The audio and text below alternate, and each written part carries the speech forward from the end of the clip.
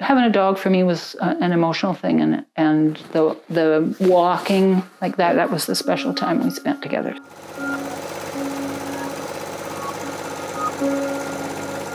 I am a longtime dog lover. I've always had dogs, although I don't have one now.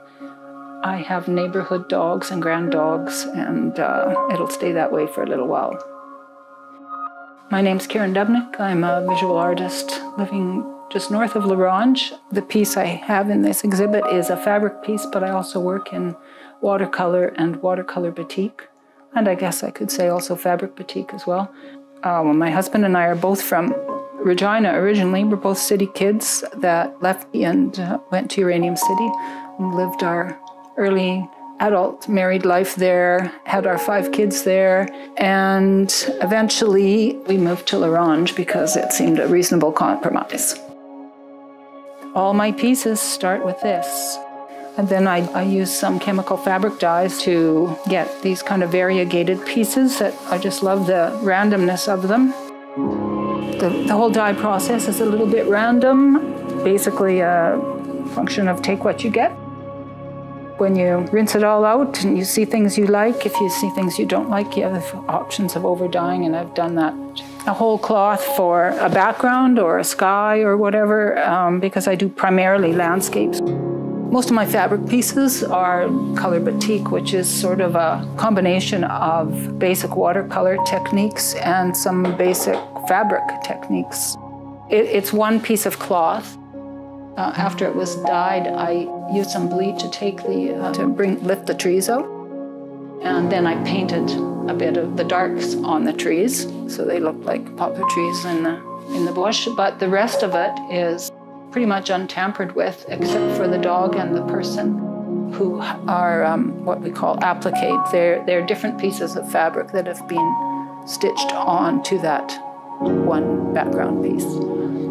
And it just came out of my relationship with my dogs, has always been walking in the bush. You can draw with your thread. So I'll do some decorative stitching, and this is just a variation. I've just done sort of leafy type shapes and grassy type shapes. Here I just did straight up and down to sort of indicate there's something back in the distance. Highlighting things a little bit, making things darker, changing the color of them a little bit. And essentially this is a quilt. It will be not the kind of quilt you'd put on your bed, but the process is much the same after you get your piece built on your main fabric. Oh, definitely there's a meditative aspect to the fabric work. It's slow and contemplative and doesn't have the sort of spontaneous and quick pace that painting sometimes has to have. You can put it down and come back to it. You can spend an afternoon on it.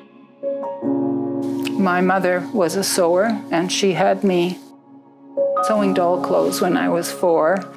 I sewed my first dress for myself when I was 6. Now, I had a lot of help, but nevertheless, I had that encouragement from my mom. I've always made things.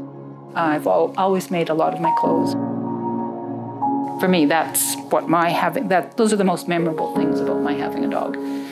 It's not sitting by the fire in the evening or whatever. It's getting out and being in the bush and having somebody to share it with.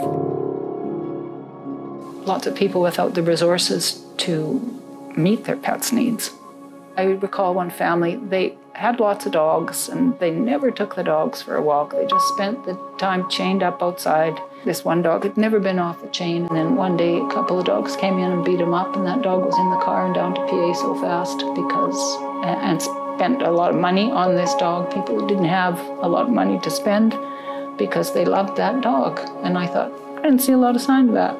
They just didn't deal with their dog the way I dealt with my dog, so that doesn't make it wrong. You know what I mean? And dogs have been a huge part of the community in the past, an important part of the community in the fact that they were sort of the means of transportation. And yeah, like I say, if there's health problems in the dog community, there's probably problems in the people community too.